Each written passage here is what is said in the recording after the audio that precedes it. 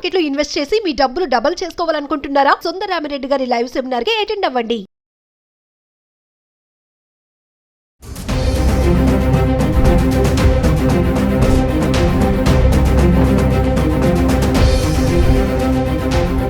Hi hello నమస్తే, welcome back to Suman TV. ప్రస్తుతం మనతో పాటు ఉన్నారు certified astro business coach Javeria గారు. నమస్తే మ్యామ్. నమస్తే నవీన గారు.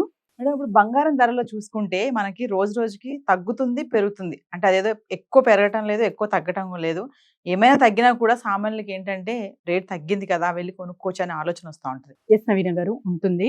అంటే మీరు డాలర్ పరంగా చూసుకుంటే ఇక్కడ ఫస్ట్ కరెన్సీ గోల్డ్ కంపారిజన్లో దేనికి ఎక్కువ ప్రాధాన్యత ఇస్తాం మనం? సో వాల్యూ ఎక్కువ దేనికి ఉందనుకుంటాం? అసలు గోల్డ్కే కదా. అబ్సల్యూట్లీ. సో ఇక్కడ చూసుకుంటే మరి కరెన్సీ అంటే మన ఇండియన్ రూపీస్తో కంపేర్ చేస్తే మనం సో ఇతర దేశాల ఇప్పుడు డాలర్ అన్నారు మీరు, డాలర్తో కంపేర్ చేస్తే ప్రజెంట్ టుడే మనకు రూపీస్ ఎంత అవుతుందంటే 85.19 ఉందన్నమాట. అంటే ఒక్క డాలర్ విలువ 85.19 రూపీస్ ఉంటే ఇంకా అంచనా వేయచ్చు. సో డాలర్కి గోల్డ్ ప్రైస్కి సంబంధం ఉంటుందా అంటే ఖచ్చితంగా ఉంటుంది. సో డాలర్కే కాదు, ఇది మనకు రేట్ ఆఫ్ ఇంట్రెస్ట్ రిటర్న్స్ కావచ్చు, తర్వాత వచ్చేసి జియో పొలిటికల్ వార్ కావచ్చు, అండ్ తర్వాత వచ్చేసి మనకు చాలా వరకు ఇన్ఫ్లేషన్స్ ఆఫ్ ద మార్కెట్ కావచ్చు.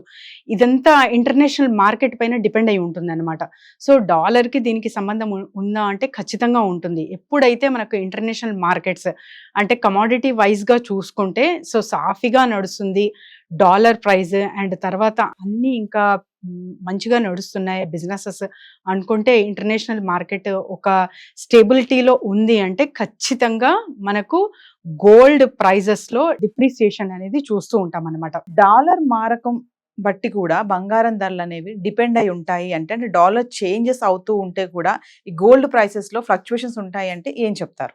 డాలర్ వాల్యూ ఎప్పుడైతే కొంచెం అన్స్టేబుల్ గా అవే ఛాన్సెస్ ఉన్నాయో, లేకపోతే ఇంటర్నేషనల్ మార్కెట్ వైడ్ గా కావచ్చు, అండ్ ఇంకా అంటే మనకు షేర్ మార్కెట్ పరంగా చూసుకుంటే కూడా సో మనకు రిటర్న్స్ కానివ్వండి, సో చాలా వరకు ఈఎఫ్టీసీ ఇవన్నీ చేస్తూ ఉంటాం కదా. సో ఇవన్నీ అంచనా వేసుకుంటే మనకు ఒక సేఫ్ జోన్ ఏదైనా ఉంది అంటే ఖచ్చితంగా మనకు గోల్డ్ అనే కనిపిస్తుంది. సో చాలా వరకు ఇన్వెస్టర్స్, మనకు ఇండిపెండెంట్ ఇన్వెస్టర్స్ అయినా సరే, ఒక పెద్ద మొత్తంలో సెంట్రల్ బ్యాంక్స్ అయినా సరే ఎక్కువ గోల్డ్ ఇన్వెస్ట్మెంట్ వైపే మక్కువ చూపిస్తారనమాట. ఎందుకంటే that is the safe thing అనమాట.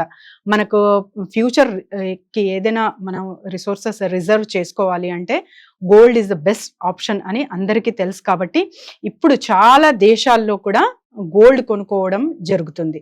మరొక్కసారి నిన్నటికి ఈ రోజుకి బంగారం ధరలు ఎలా ఉన్నాయి, డిఫరెన్షియేషన్ ఎలా ఉంది అంటే ఒకసారి చార్ట్ చూద్దాం.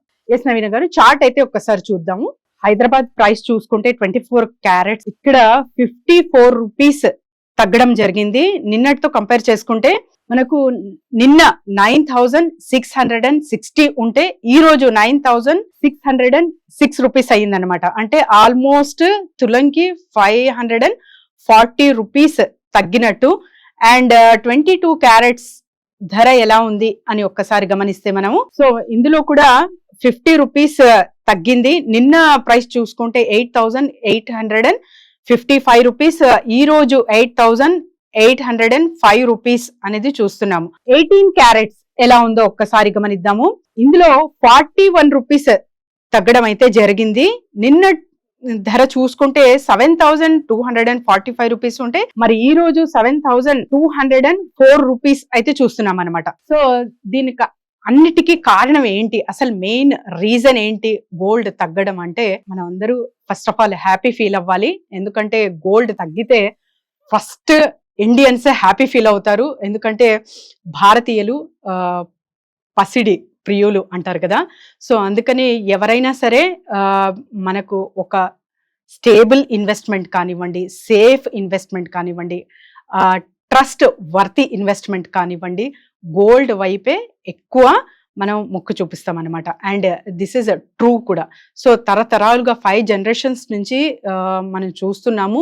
అండ్ రాబోయే ఒక 5 జనరేషన్లో కూడా ఇలానే ఇది స్టేబుల్ గానే ఉంటుంది గోల్డ్ వాల్యూ. సో గోల్డ్ పెరగడం తగ్గడం అనేది సుమారు జరుగుతూ ఉంటుంది. అంటే ఒక ఆల్ ఆఫ్ సడన్ కంప్లీట్ గా పడిపోదు, ఆల్ ఆఫ్ సడన్ కంప్లీట్ గా ఒకేసారి రైజ్ అవ్వదు, కానీ ఫ్లక్చుయేషన్స్ మాత్రం మినిమం గా చూస్తూ ఉంటాము. కానీ ప్రైస్ ఎప్పుడైతే ఇంటర్నేషనల్ మార్కెట్ ఎప్పుడైతే స్టేబుల్ గా ఉంటుందో మనకు గోల్డ్ ప్రైస్ కూడా ఆల్మోస్ట్ చాలా బ్యాలెన్స్ గా వెళ్తూ ఉంటుంది నవీన గారు. సో ఇక్కడ డాలర్ అండ్ రూపీస్ కి నేను చెప్పాను క్లియర్ కట్ గా. ఇంకా డీటెయిల్డ్ వేలో మనం కంప్లీట్ గా ఒక ఎపిసోడ్ దీని మీదే చేద్దాం నవీన గారు. Yes, thank you.